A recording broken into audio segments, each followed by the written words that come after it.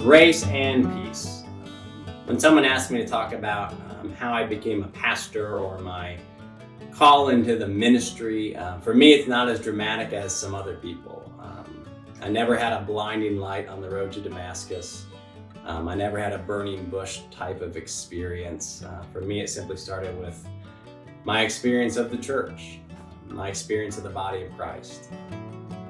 Growing up in Kansas City, Missouri, my dad was the pastor at South Broadland Presbyterian Church.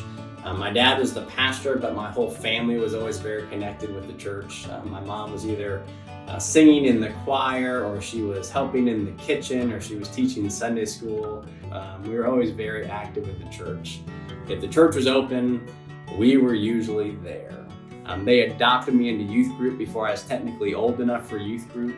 And it gave me this sense of identity and belonging in that youth group. And it was just this profound image of grace for me that's developed over time. For me, my call to ministry has to begin there. Has to begin in Kansas City, has to begin in South Broadland Presbyterian Church, has to begin with the body of Christ that I experienced in that place. My family moved from Kansas City, Missouri to Mount Zion, Illinois. Now, if you've never heard of Mount Zion, Illinois, you are not alone. It was a good place for me. It was another formative place for me. When we got to Mount Zion, Illinois, I had another pastor who was a great person, who taught me a lot about what it means to be a pastor and showed me a very different model for what ministry can mean. It also happened when I got to Illinois. My best friend at that time was also very interested in ministry. He and I would spend a whole lot of time together, and we were getting into a whole lot of trouble together, but we'd also talk a lot about ministry and vocation and what that might look like. Later on in life, Nathan became a Catholic priest, and now I'm a Presbyterian pastor, and so those conversations obviously were fruitful for both of us in the sense of we were exploring our calling, and we were exploring what we were asked to be step into. When I started my junior year of high school, we moved from Mount Zion, Illinois down to Tulsa, Oklahoma. Tulsa was another great experience for me. Another area in which I started to get involved with a whole new church family. My family joined John Knox Presbyterian Church in Tulsa. Once again, I ended up meeting a couple of my best friends there, Joe and Andre. Joe and Andre both had some experience with the church also. Andre's dad was also a pastor, so he was also a PK, and so we got to spend a lot of time talking about, once again, vocation and what that looks like. Every step along the way, I kept finding new faith communities that I could step into and learn more about. But I also kept finding more friends that would teach me a lot about what ministry is and what ministry could be. As soon as I graduated high school, as soon as I could get hired on at a church camp, I did. I grew up going to different church camps at different places all over, but when I graduated high school and I was living in Tulsa, Oklahoma, the nearest church camp was Dwight Mission. Dwight Mission Presbyterian Camp and Conference Center.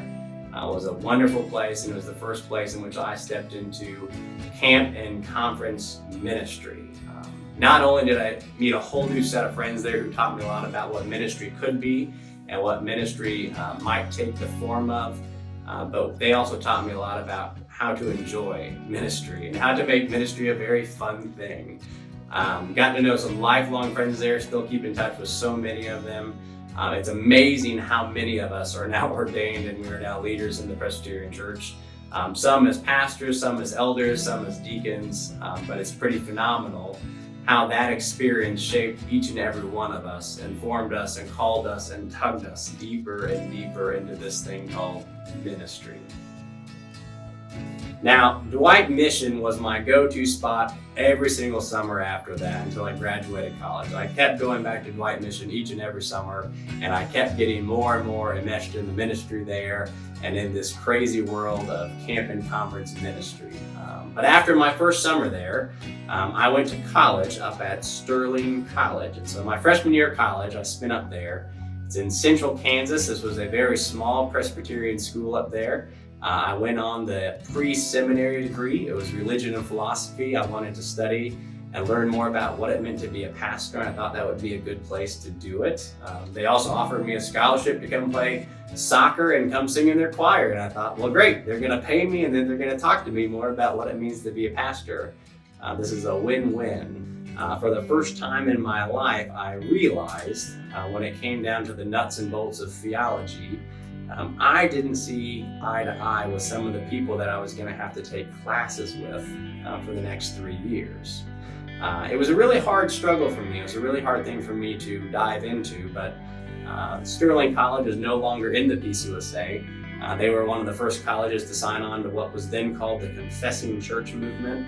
And I realized early on that this was not going to be the right place for me to continue my journey into ministry. I had to step out, and I pursued this calling into ministry in a different place. Oklahoma State University was where I went my sophomore year of college. I transferred in, got in with the community of folks that I'd met through Dwight Mission and some old high school friends, and reconnected and reunited with everybody. And Oklahoma State became another home for me very, very quickly that year.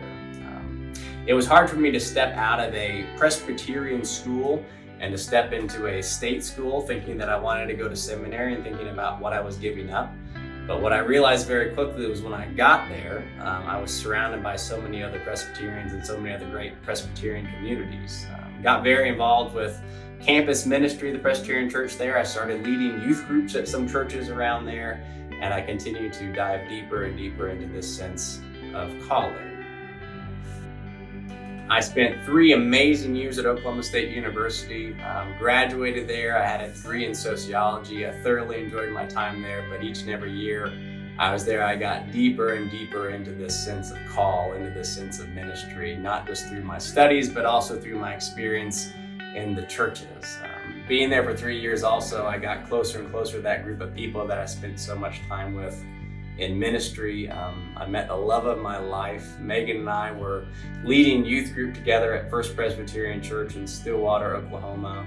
I was graduating that year. She was doing a victory lap. She was going to do one more year because she was doing student teaching at that point. I knew that I was not going to go anywhere without her, and so I ended up staying at First Presbyterian Church there, and I did a kind of gap year before seminary. The pastor there, Gordon Edwards, was a great mentor of mine. Spent a lot of time teaching me and training me and getting me ready before I went to seminary. And he ended up hiring me on as a full-time pre-seminary intern. That's where I got to give my first sermon ever. That's where I got to start teaching adult classes and not just youth classes. That's when I start to dive into more and more what church life was all about and what it would look like if I stepped into this role of pastor of a church. After that year at First Presbyterian Church, Stillwater, serving that congregation and enjoying all that they offered, we knew it was time for seminary. Meg and I got married, and just a couple months later, we knew we were going to be going somewhere, but we didn't know where. I ended up touring about 5 of the seminaries of the PCUSA.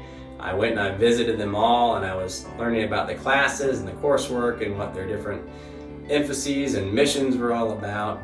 And I ended up falling in love with Columbia out there in Decatur, Georgia, just outside of Atlanta.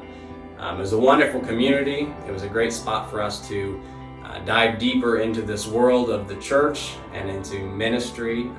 We went out there, spent 3 great years. I got to know a lot of classmates, got to know a lot of lifelong friends through that place. Seminary is the area in my life in which it taught me to dive deeper into the why. Not just the what the work of the church would look like, but why we do the work of the church. Why are we the body of Christ? Why are we called to be the body of Christ in this world? As much as I loved Columbia Seminary and as much as I loved being a student there, when the time came that I sensed I wanted to step into a Doctor of Ministry program, I looked outside of Columbia because I felt called in a different direction once again. One of the things when I was looking at the Doctor of Ministry programs that I felt that I needed to explore more, a growing edge for me at that time was preaching. And so I found a program up at McCormick that I fell in love with. It was through the Association of Chicago Theological Schools up there. They called it the ACTS program in preaching. And I got to study preaching with some of the most amazing preachers I've ever heard in my life. I got to study with David Bartlett. I got to hear from Eugene Lowry. I got to study with Jennifer Brooks.